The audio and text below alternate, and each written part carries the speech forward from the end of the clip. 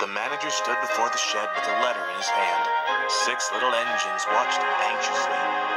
"There is another narrow-gauge railway on the mainland," he told them.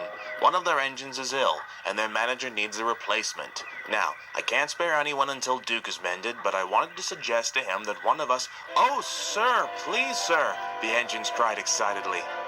The manager held his ears. "You can't all go," he laughed. "I thought, Sir Handel—" "Oh, sir," said Sir Handel happily. A few days later, Duke was taken to the works. Sir Handel's excitement grew. The weeks passed, and still Duke didn't come back. One day, he was waiting at the station when Gordon arrived.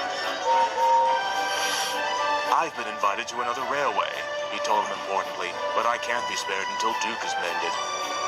"Quite right," said Gordon. "It's a great responsibility to be indispensable."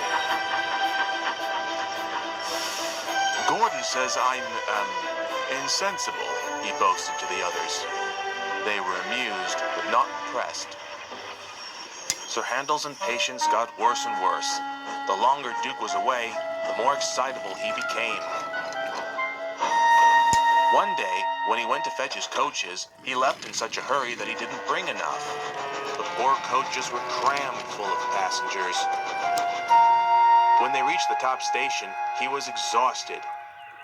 An enormous crowd of people waited on the platform for the last train home. "They must have come on earlier trains and stayed to picnic by the lake," said the fireman. "Never mind, we'll manage somehow. It's all downhill from here." But at the station near the waterfall, the platform there was full too. "We'll need a shoehorn to get them all in," said the conductor, scratching his head. "Never mind, we'll do it somehow. I'll take some with me in the van." The passengers had enjoyed their day in the hills and didn't mind standing. They knew it would only be for a short while. The conductor always checked tickets at the station by the waterfall. Today it was a long job, and it took so long that Sir Handel sizzled anxiously. "An insensible engine like me shouldn't be kept waiting," he fumed. At last the conductor was ready. He blew his whistle, waved his green flag, and turned towards the van. "At last we're off, do come along, at last we're off, do come along," Sir Handel snorted impatiently. He started so suddenly that the conductor had to run to the train. He attempted to board the van, but the door was blocked by passengers. By the time they'd made room for him, the train was out of the station and the conductor was left standing on the platform.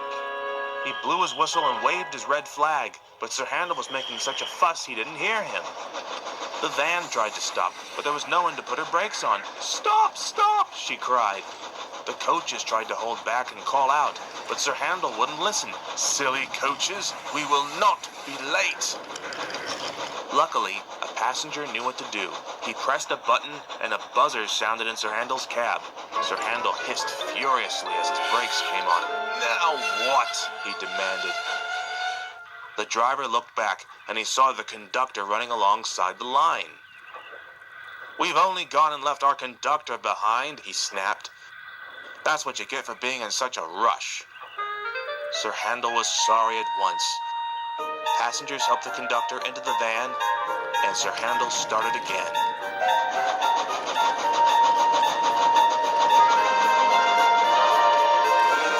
After a fast run, the train reached the station at the same time as Henry. The conductor came to see him.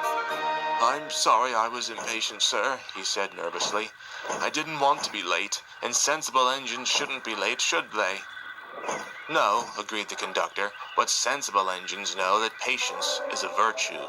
Remember that next time." "I'll try," said Sir Handel sadly. A few days later, Duke was mended, meaning Sir Handel was free to go. Edward noted as he took him to the harbor that he was most insistent on taking his time.